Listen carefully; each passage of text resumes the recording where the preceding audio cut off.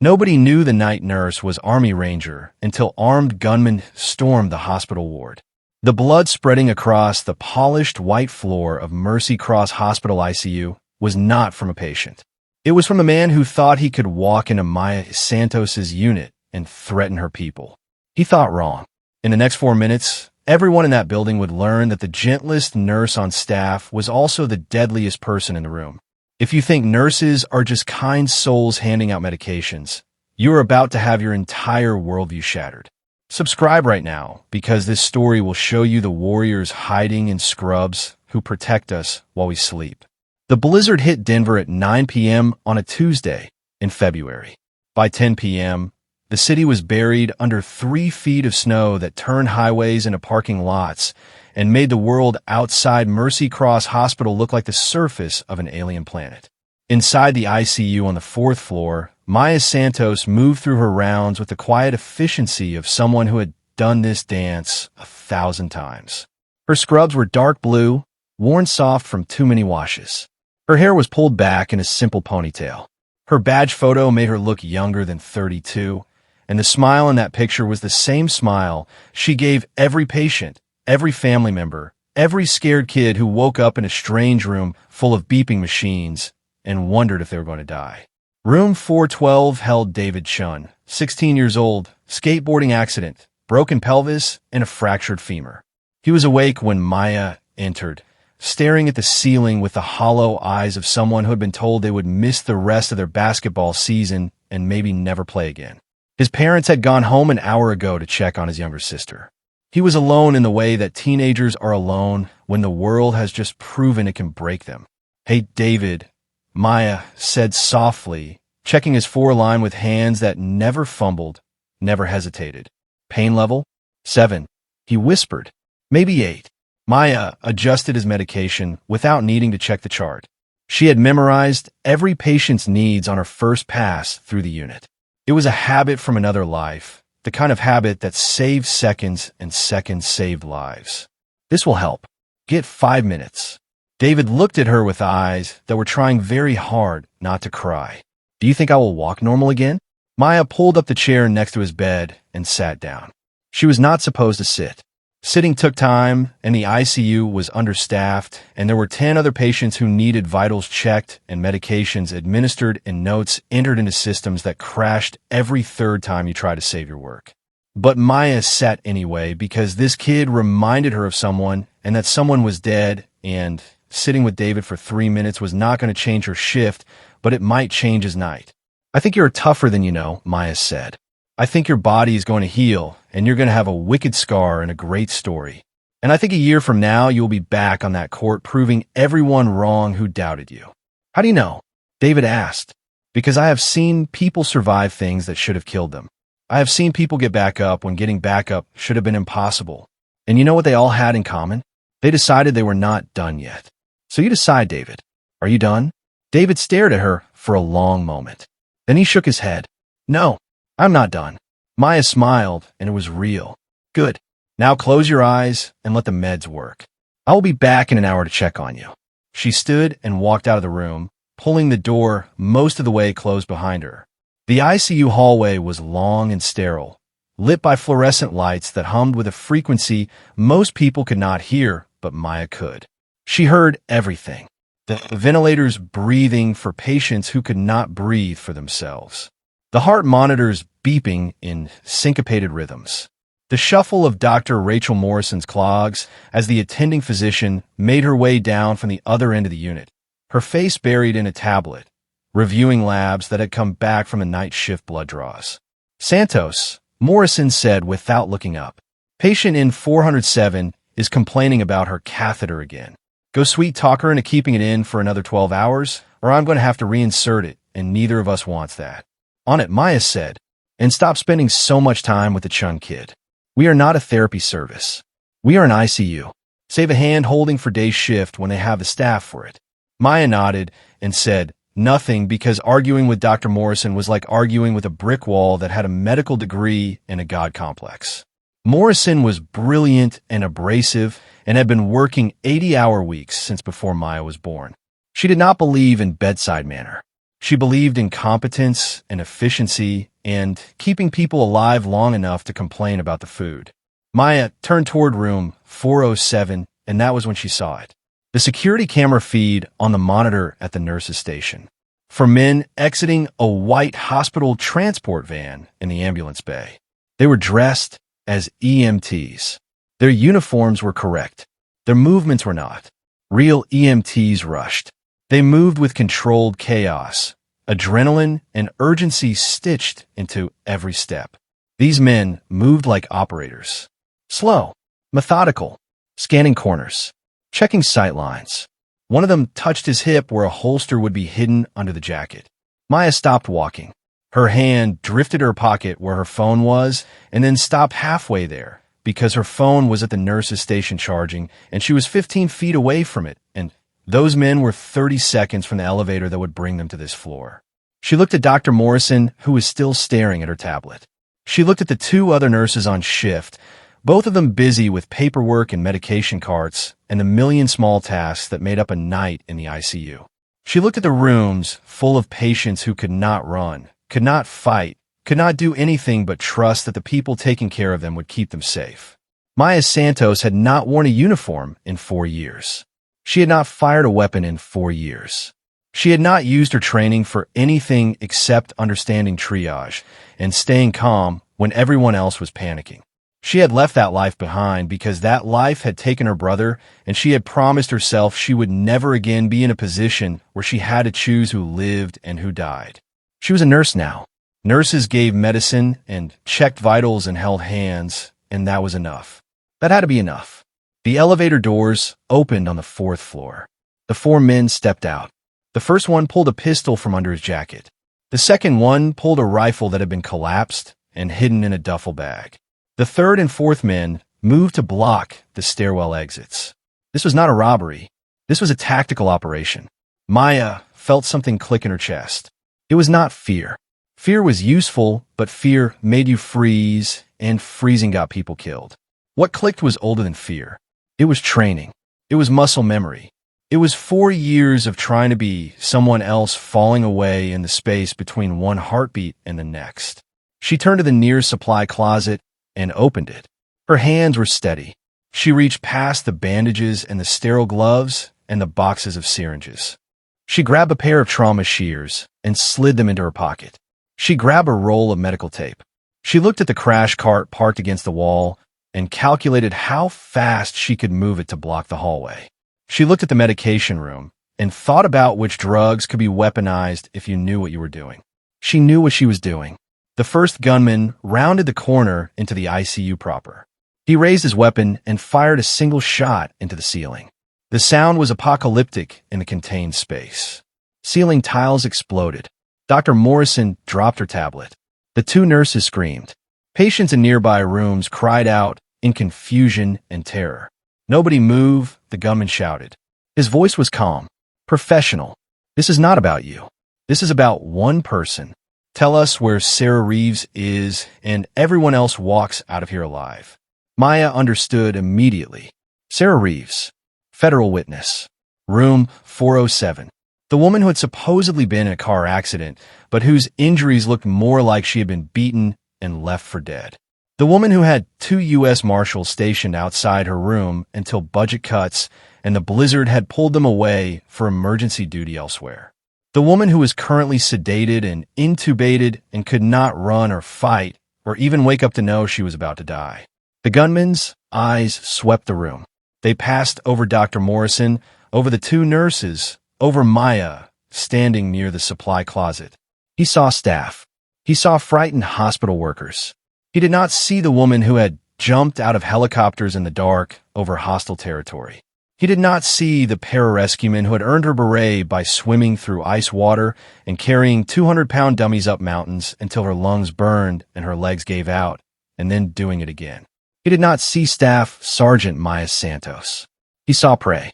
Maya let her shoulders hunch. She let her eyes go wide. She raised her hands and let them tremble just enough to sell it. Please, she said, and her voice shook exactly the right amount. Please do not hurt anyone. We will tell you whatever you want to know. The gunman smiled. Smart girl. Now, where is Sarah Reeves? Maya took a step forward. Room 407. But she is on a ventilator. If you move her wrong, you could kill her. Then I guess we better be careful, the gunman said. He gestured to one of his men. Check it. The second gunman moved toward room 407. Maya tracked him with her peripheral vision. Calculated distances, angles, time. Dr. Morrison was staring at Maya with an expression that was equal parts terror and confusion because Maya Santos did not take charge. Maya Santos did not step forward.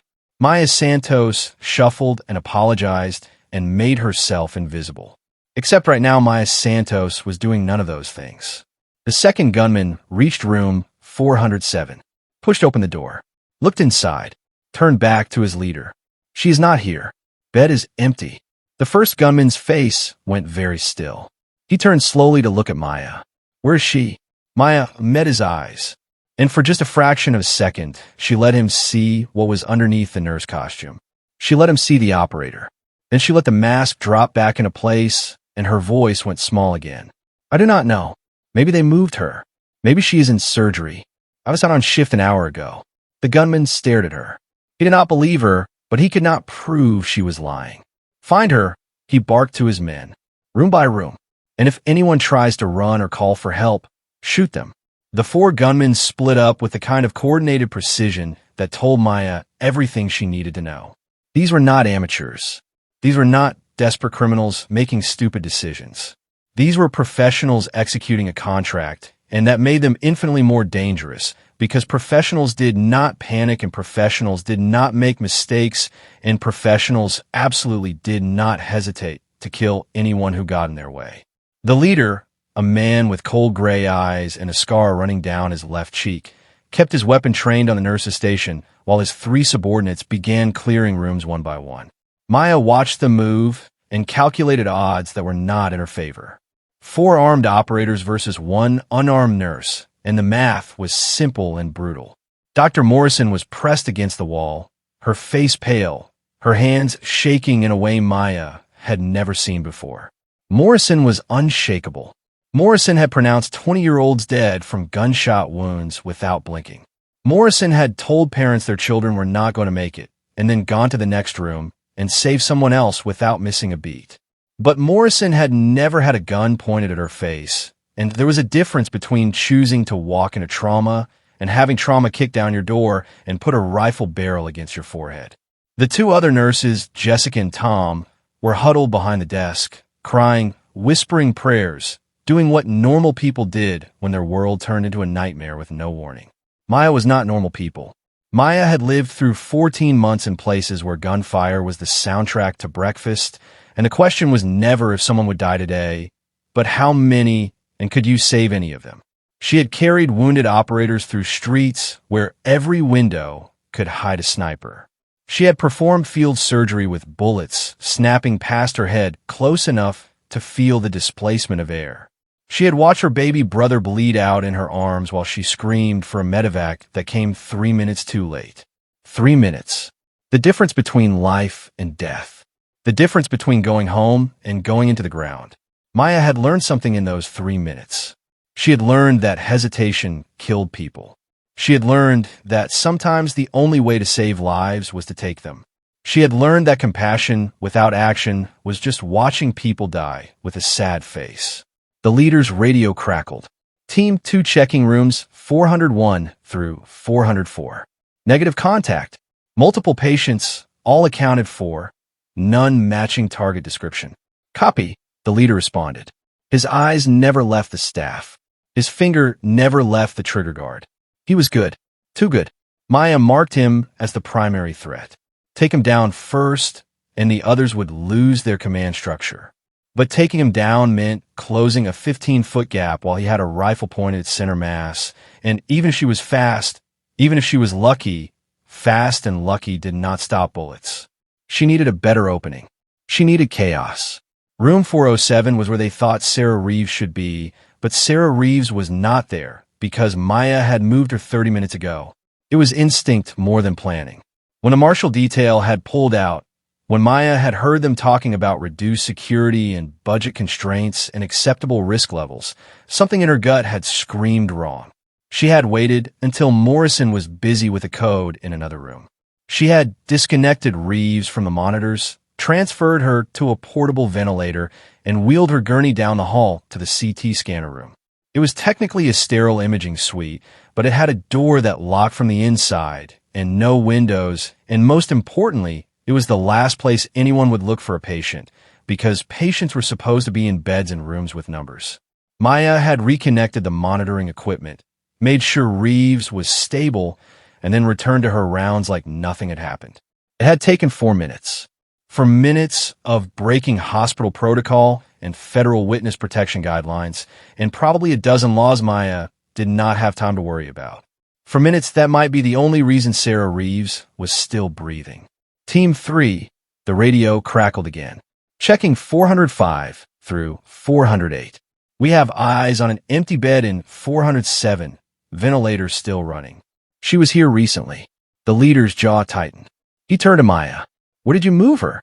Maya let confusion wash over her face. I did not move anyone. I told you I just started my shift. Maybe Day's shift moved her before I got here. The leader took 3 steps forward and pressed the muzzle of his rifle against Dr. Morrison's temple. Morrison made a sound that was not quite a scream, more like all the air leaving her lungs at once. You have 5 seconds to tell me where Sarah Reeves is, or I repaint this hallway with your boss's gray matter. 5, 4, wait, Maya said, taking a half step forward, hand still raised. Wait, please. 3. Maya's mind was moving faster than the countdown. She could not let him kill Morrison. She could not tell him where Reeves was. She needed time, and she needed chaos, and she needed these professional killers to stop acting like professionals and start making mistakes. She looked at the ceiling, at the fire suppression system, at the emergency alarm pull station 15 feet to her left, at the oxygen shut-off valve 10 feet to her right, at the crash cart with the defibrillator parked against the wall, at the medication room door that was standing open, at 1,000 potential weapons disguised as medical equipment. An idea formed. It was terrible. It was desperate. It would probably get her killed. She did it anyway. Okay, Maya shouted. Okay. She is in the CT scanner room. Down the hall, last door on the right. Please do not hurt anyone else. The leader smiled. It was not a nice smile. Smart girl. He gestured to 2 of his men. Go get her. Bring her here. The 2 gunmen moved down the hallway, weapons up, scanning corners.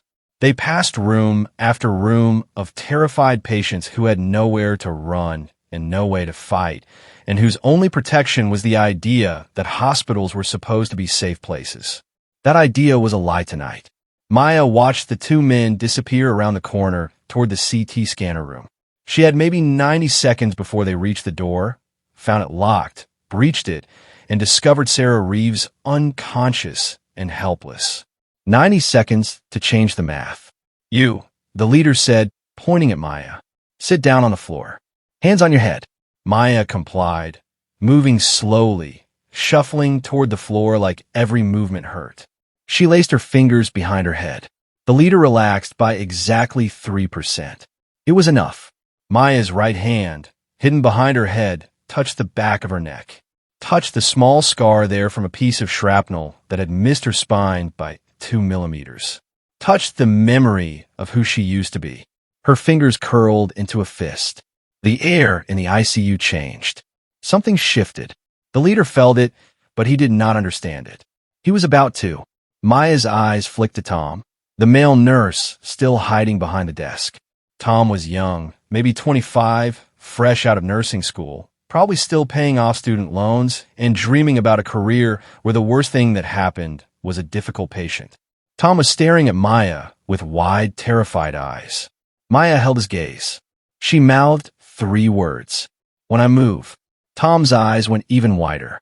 He gave the smallest nod. He understood. Maybe he did not understand the plan, but he understood that Maya had one, and right now, a bad plan executed violently was better than no plan executed perfectly. Violence of action. It was a principle Maya had learned in a different life. When you are outgunned and outmanned, you do not fight fair. You fight dirty. You fight fast. You fight with everything you have, and you do not stop until the threat is neutralized or you are dead. There was no third option. The radio crackled. Team 2 at CT scanner room. Doors locked. Breaching now. The leader's attention shifted for a fraction of a second toward the radio on his belt. Maya exploded upward. She did not stand up. She launched. Her legs uncoiled like compressed springs. She covered the 6 feet between herself and the leader in less time than it took him to register she was moving.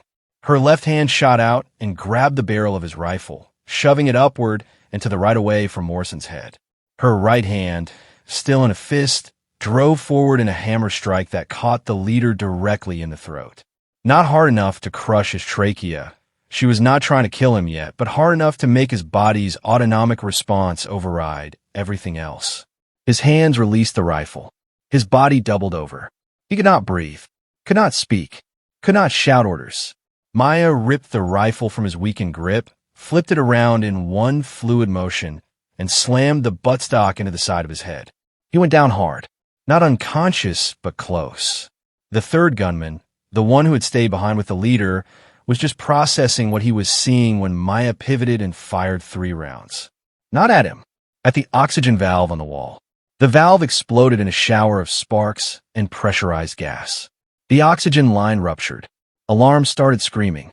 The fire suppression system, sensing potential combustion risk, activated. Water began pouring from the ceiling sprinklers.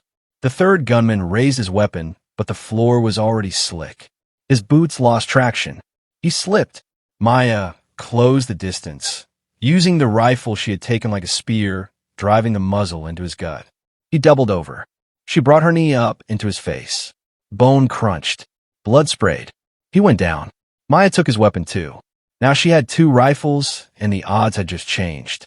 Tom, Maya shouted over the sound of alarms and rushing water. Get Morrison and Jessica into the stairwell. Get everyone out. Now. Tom did not argue. He grabbed Morrison, who was still frozen in shock, and dragged her toward the emergency exit. Jessica followed, sobbing, slipping on the wet floor. Patients in nearby rooms were calling out, confused and terrified. Maya wanted to help them, wanted to evacuate every single person.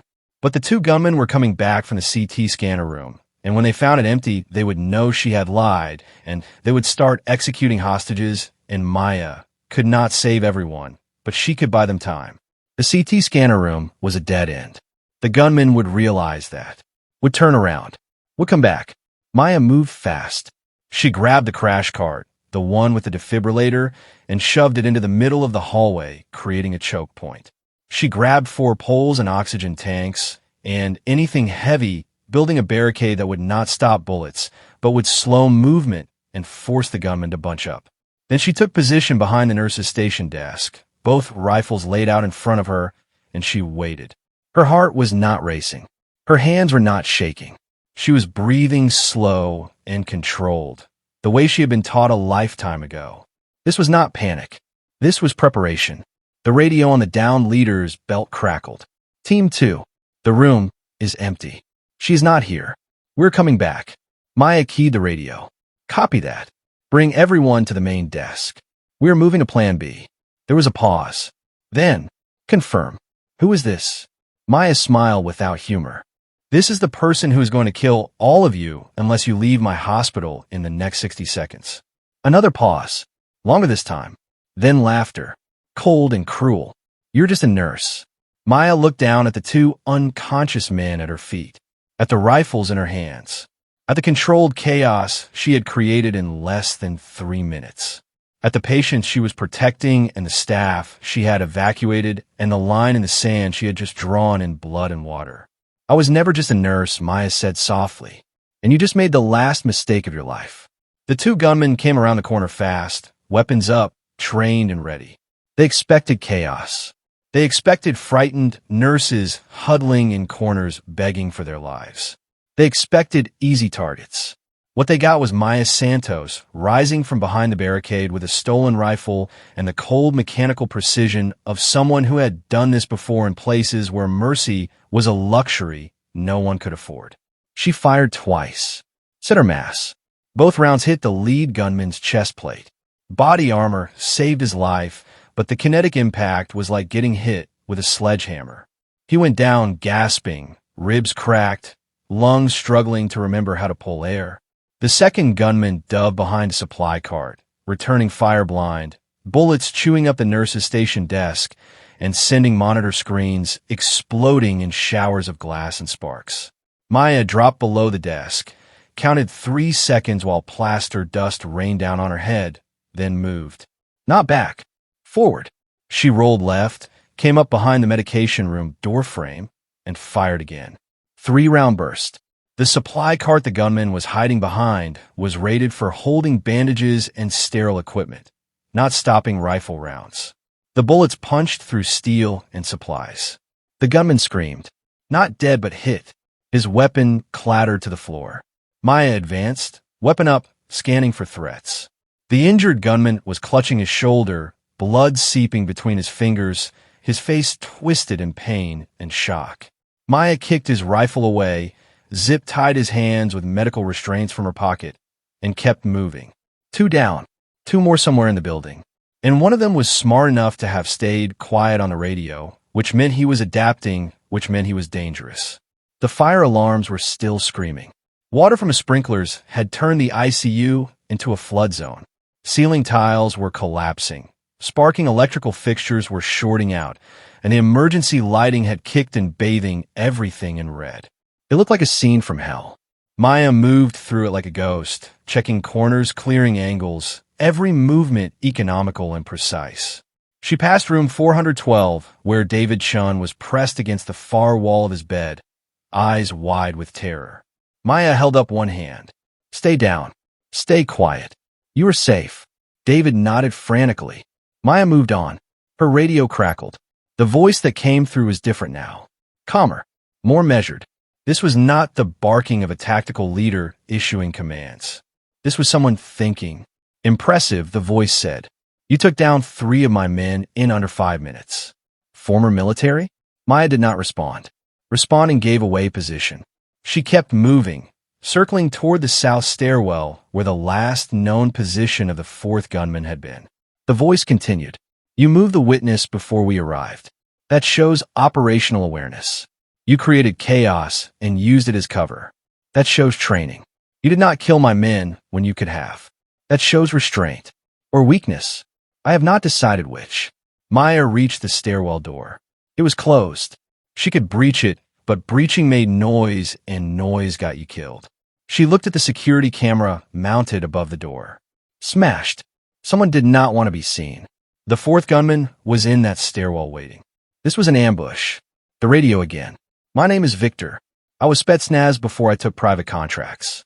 The men you fought were good, but I am better, and I have something you want. Maya's blood turned to ice. She keyed the radio. What do you have, Victor? A pause. Then a sound. A young voice. Scared. Crying. Please. Please do not hurt me. David Chun. Victor's voice returned. The boy in room 412. Broken bones. Cannot run. Cannot fight. Very vulnerable. You have something I want. I have something you want. Let's make a trade. Maya closed her eyes. Felt the weight of the rifle in her hands. Felt the scar tissue on her shoulder from the day her brother died, while she was pulling other people to safety. Felt the promise she made standing over his grave. Never again. Never again would she let someone die, because she was not good enough or fast enough or willing enough to do what had to be done. She opened her eyes. Keyed the radio. Where? Roof access. 5th floor. You have 10 minutes. Come alone. Unarmed. Or I start removing pieces of this kid until you comply. Maya dropped the rifle. Dropped the spare magazines. Dropped everything except the trauma shears in her pocket and the medical tape and the small syringe of succinylcholine she had grabbed from the medication room. Not much, but enough. She moved toward the central elevator, the only one still functioning on emergency power. The doors opened with a grinding sound. She stepped inside, hit the button for the 5th floor. The doors closed. The elevator lurched upward. Maya had maybe 90 seconds before the doors opened again. 90 seconds to prepare for what was coming. She looked at her reflection in the scratched metal walls. Saw a woman in soaked scrubs covered in blood that was not hers. Saw her brother's eyes staring back. Saw the warrior she had tried to bury under years of bedside manner and compassion fatigue, and the belief that saving lives one patient at a time was enough. It was not enough. Not tonight. The elevator dinged. 5th floor. The doors opened. Maya stepped out into darkness. The 5th floor was under construction, unfinished halls and exposed beams and plastic sheeting hanging from ceilings. Somewhere in that darkness was Victor and David, and a choice Maya did not want to make. She moved forward, hands visible, steps slow. I am here, Victor. Unarmed like you asked. Let the boy go. Silence. Then footsteps. Victor emerged from behind a support column. He was older than his voice suggested, maybe 45, gray at the temples, the kind of weathered face that came from decades of violence. He held David in front of him, one arm wrapped around the kid's throat, the other hand holding a pistol pressed against David's temple. David was crying silently, his broken leg dragging uselessly, his whole body shaking. You came, Victor said. Good. That shows character. Now tell me where Sarah Reeves is, and I let the boy live. Maya stopped 20 feet away. Calculated angles. Distance. Speed. The gun was pressed too tight against David's head. Any sudden move, and Victor would fire on reflex. She needed him to move the gun. Needed separation. Needed time. She is in the CT scanner room. I told your men the truth. Victor smiled. No. We checked. She was not there. She was. You just did not look hard enough. Maya took a step forward. There is a secondary imaging bay behind the main scanner. Hidden access panel. She is there. Unconscious. Intubated. No threat to anyone. Victor studied her. You are lying. Then shoot the kid and find out. Maya's voice was flat. No emotion. No plea. Just statement of fact. Victor blinked. He had expected begging. Expected tears. Expected the compassionate nurse to break down and offer herself in exchange. He was not getting that. He was getting someone else entirely. You do not care about this boy? Victor asked. Maya's eyes locked onto his. I care more than you will ever understand. But I do not negotiate with terrorists, and I do not make deals that get people killed. You want Sarah Reeves? Go get her yourself. You want to shoot a 16-year-old kid to make a point? Go ahead. But the second you pull that trigger, the second you hurt him, I stop being a nurse, and I become the thing that killed 3 of your men in 5 minutes. And Victor? I promise you will not enjoy what happens next. Victor's hand tensed on the pistol. His finger moved to the trigger. David whimpered. Maya did not move, did not breathe. This was the moment. This was the choice. Save a kid or save the witness. Save one or save none. The math was simple. The execution was impossible. Then David did something no one expected. He went limp. Complete dead weight. It was instinct, the thing animals do when caught by predators, playing dead. But it worked. Victor's arm, supporting David's full weight suddenly, dipped.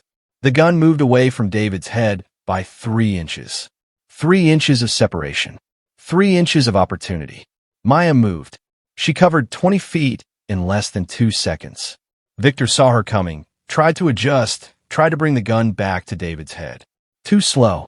Maya's hand shot out, grabbed Victor's wrist, twisted hard. Bones ground against each other. Victor grunted in pain, but did not drop the weapon. He was strong, trained, dangerous. He brought his other arm around in a brutal elbow strike aimed at Maya's face. She ducked under it, drove her shoulder into his gut, used her momentum to drive him backward away from David. They crashed into the plastic sheeting, tearing it down, falling into the construction area beyond. They hit the ground hard. Victor on bottom, Maya on top. The gun was still in his hand, trapped between their bodies. They struggled for control, rolling across concrete dust and exposed rebar, each trying to point the muzzle at the other. Victor was bigger, stronger, fueled by professional pride and the fury of having his operation fall apart. Maya was smaller, faster, fueled by something older and deeper than pride. She was fueled by the memory of every patient she had ever lost. Every code she had called. Every time she had said, I am sorry for your loss. Every night, she woke up seeing her brother's face. Victor got his thumb on the trigger.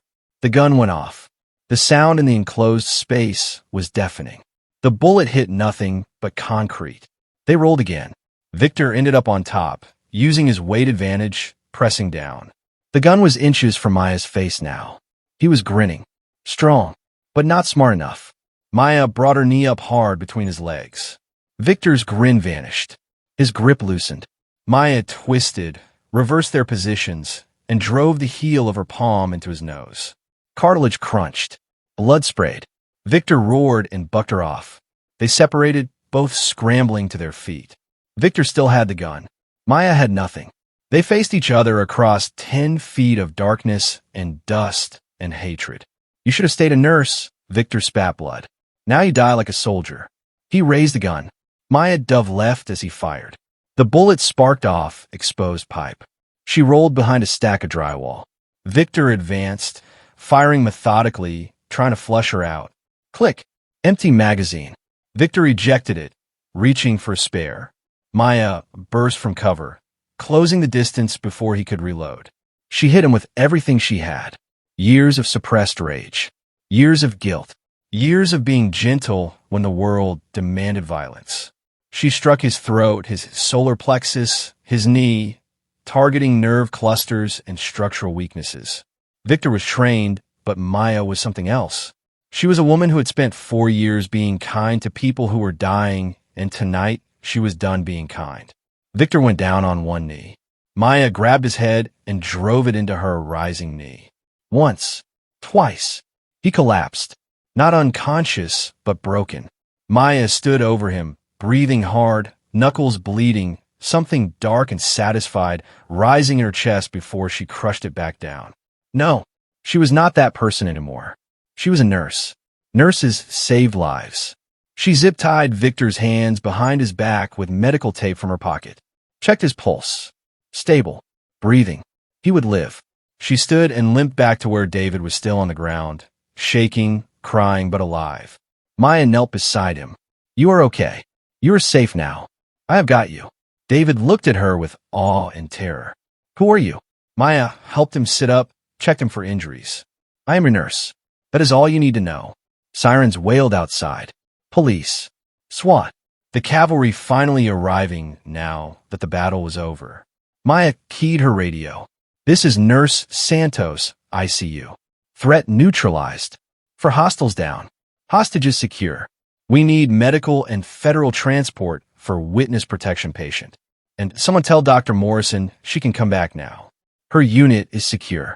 She looked at David, then at Victor unconscious on the ground, then at her hands shaking now that the adrenaline was fading. She had broken her promise. She had become the warrior again, had used violence to solve problems that should have had peaceful solutions. But everyone was alive. Every patient, every nurse, every person under her protection had survived. That had to count for something. That had to be enough. David grabbed her hand. Thank you. You saved my life. Maya squeezed back. You save yourself, kid. Going limp like that? That was smart. That gave me my opening. You are braver than you know. Police flooded the stairwell. SWAT teams in tactical gear swept the floor. Paramedics rushed to treat the wounded. Federal agents secured Sarah Reeves. Finally safe, finally protected. Dr. Morrison appeared, grabbed Maya, hugged her hard. What the hell was that Santos? Who are you? Maya pulled back, exhausted. Just a nurse doctor. Just doing my job. Morrison stared at her. That was not nursing. That was war. Maya nodded slowly. Sometimes they are the same thing. Sometimes protecting people means fighting for them. I learned that a long time ago. I just forgot for a while. But tonight I remembered. The aftermath of violence was always quieter than the violence itself. Maya sat in the hospital administrator's office 3 days later, her right arm in a sling from a dislocated shoulder she had not noticed until the adrenaline wore off, her knuckles wrapped in gauze, her body a roadmap of bruises that bloomed purple and yellow under her scrubs. Across from her sat hospital administrator Gerald Hutchins, a man whose biggest concern most days was budget allocation and patient satisfaction scores. He looked at Maya like she was a bomb that had already detonated, and he was still trying to figure out how much damage control was needed. We are grateful you saved lives, Hutchins said, his voice careful, measured, the tone of someone reading from a script prepared by the legal department. However, your actions violated multiple hospital policies regarding use of force, unauthorized access to controlled substances, and engaging with armed assailants when protocol clearly states staff should evacuate and wait for law enforcement. Maya said nothing, just stared at him with eyes that had seen things Hutchins could not imagine in his worst nightmares. He shuffled papers, uncomfortable with her silence. The board has decided, Hutchins continued, that while your intentions were admirable, we cannot have staff members who take it upon themselves to engage in vigilante behavior. Effective immediately, your employment with Mercy Cross Hospital is terminated. You will receive 2 weeks severance and a neutral reference. I am sorry, Nurse Santos, but this is a liability issue. Maya stood slowly, her body protesting every movement. She picked up the termination letter with her good hand, folded it once, and dropped it in the trash can by the door. Then she walked out without a word. Behind her, Hutchins called out something about exit interviews and returning her badge, but Maya was already gone, moving through hallways she had walked 1,000 times, past rooms where she had held hand with dying patients and told them they were not alone, past the nurse's station where she had spent 4 years trying to be someone other than the warrior who had failed to save her brother. She made it to the parking lot before Dr. Morrison caught up with her. Santos. Wait. Maya stopped, but did not turn around. The snow had stopped. Denver was digging itself out, the city returning to normal like nothing had happened. Like 4 men had not invaded a hospital and tried to execute a federal witness. Like Maya had not become someone she swore she would never be again. Morrison came around to face her. You're just going to leave? After what you did? After you saved every single person on that floor? Maya looked at her. What do you want me to say, doctor? That I am proud I beat 3 men unconscious? That I am happy I had to become a killer again to protect my patients? I became a nurse because I wanted to save lives without violence. I failed. So yes, I am leaving. Morrison grabbed her arm, the good one, and held on tight. You did not fail. You succeeded. Everyone lived. Do you understand that? Everyone. In my 30 years of medicine, I have never seen anyone do what you did. You were outnumbered, outgunned, and you won. Not because you were violent, because you refused to let anyone die on your watch. Maya felt something crack in her chest. The wall she had built between Staff Sergeant Santos and Nurse Santos, the barrier that let her pretend she was only one person, crumbled. It does not feel like winning. It feels like I broke a promise. What promise? To my brother. Maya's voice broke. He died because I was not good enough. I was trying to save too many people, and I chose wrong, and he paid for it. I promised him I would never put myself in that position again. I would never have to choose who lives and who dies. But last night, I did exactly that. I chose, and I got lucky that everyone survived. Morrison pulled her closer. Maya, look at me. Maya met her eyes. You did not get lucky. You were trained. You were prepared. And most importantly, you cared enough to act when everyone else froze. That is not luck. That is who you are. And I'm not going to let you walk away from that. What are you talking about? Morrison handed her a folder. Inside was a letter on official hospital letterhead. The board overruled Hutchins. Took exactly 1 phone call to the CEO, reminding him that firing the woman who saved 12 patients and stopped a terrorist attack will be a public relations disaster. You're not fired. You are promoted. Maya stared at the letter. It was an offer. Director of Crisis Response and Emergency Protocols. 6-figure salary. Authority to train hospital staff in active threat situations. A program built from the ground up to prepare medical professionals for the worst-case scenarios that Mercy Cross had always pretended would never happen. I do not understand, Maya whispered. I broke every rule. No, you wrote new ones. Morrison smiled. Look, the world is getting more dangerous. Hospitals are soft targets. We need people who understand both medicine and tactics.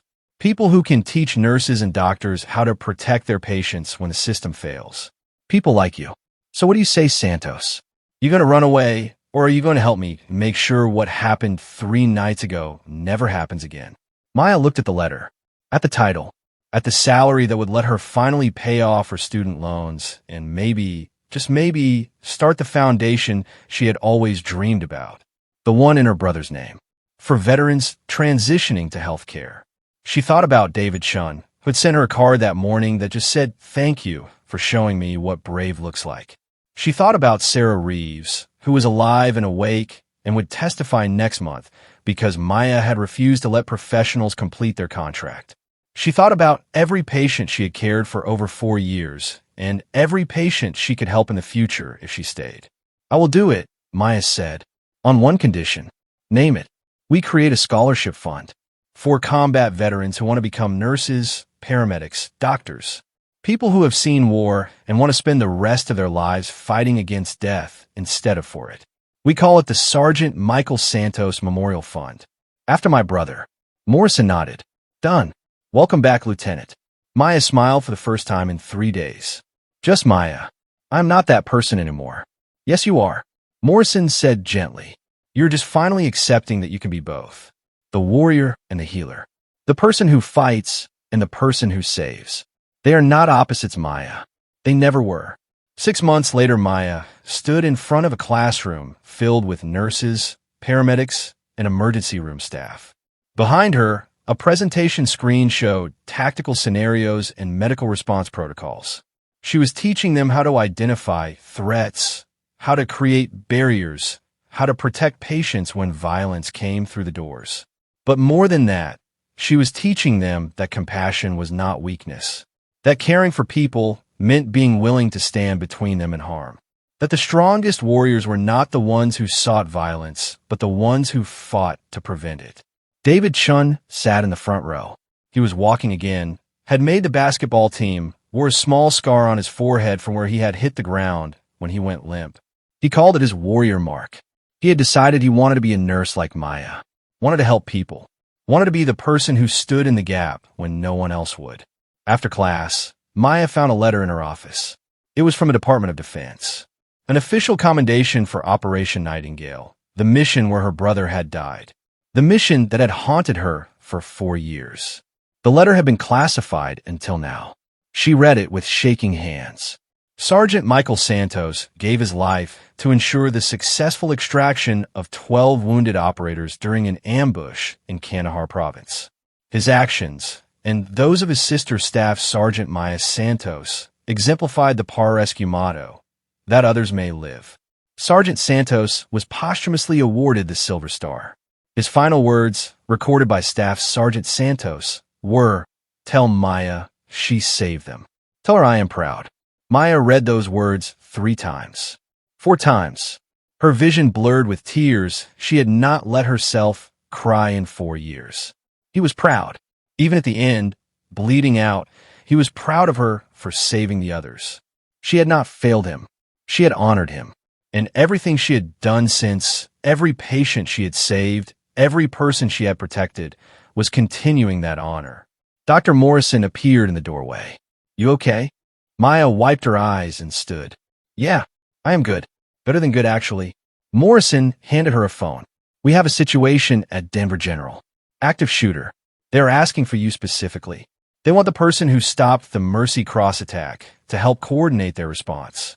Maya grabbed her jacket, checked her go bag, the one she kept now, with medical supplies and tactical equipment side by side. Tools of healing and tools of protection living together because they had to, because the world demanded both. "I am 5 minutes out." "Santos," Morrison called after her. "Be careful." Maya paused at the door and looked back. "Always document. But some things are worth the risk. Some people are worth fighting for. I learned that from my brother. And I'm going to spend the rest of my life making sure other people are it too." She ran toward her car, toward another crisis, toward another chance to prove that warriors could be healers and healers could be warriors, and the strongest thing a person could do was choose to protect those who could not protect themselves. The city spread out before her, full of hospitals and homes and people who had no idea that someone like Maya Santos existed. Someone who would stand between them and darkness. Someone who would fight with a scalpel in one hand and courage in the other. Someone who understood that saving lives sometimes meant being willing to take them, but always meant being willing to sacrifice your own. Her name was Maya Santos. She was a nurse. She was a warrior. She was both. And she was done apologizing for it. If this story just shattered everything you thought you knew about the people who care for you in hospitals, if you just realized that heroes do not always carry guns, but sometimes they know how to take them away, then you need to subscribe right now, because there are thousands of warriors walking among us in scrubs and stethoscopes, and we are just getting started telling their stories. Hit that button. Join this movement. Because the world needs to know that the fiercest protectors are the ones who fight with compassion as their weapon, and that others may live as their creed.